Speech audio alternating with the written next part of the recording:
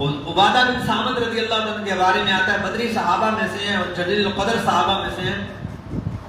فرماتے ہیں ایک دفعہ حضرت انس رضی اللہ عنہ کے گھر میں دعوت پر گیا، وہاں گیا تو میں نے دیکھا کہ کھانا شانا کھایا، کھانے کے بعد جس طرح اکثر لوگ تولیہ مانگتے ہیں کہ ہم نے ہاتھوں کو صاف کرنا ہے، حضرت انس رضی اللہ تعالیٰ نے اپنی باندی کو کہا تولیہ لے کر آؤ، تو انہوں نے دیکھا کہ تولیہ گندا تھا۔ حضرت انس رضی اللہ تعالیٰ کی باندی جو تھی اس نے تولیوں کو لے کر گئی، تندور کے اندر رکھا، رکھ کر واپس لے آئی تھوڑی دیر کے بعد، جب لایا تو گرم گرم تھا۔ حضرت انس رضی اللہ عنہ حیران ہوئے، پوچھا کیا وجہ ہے کہ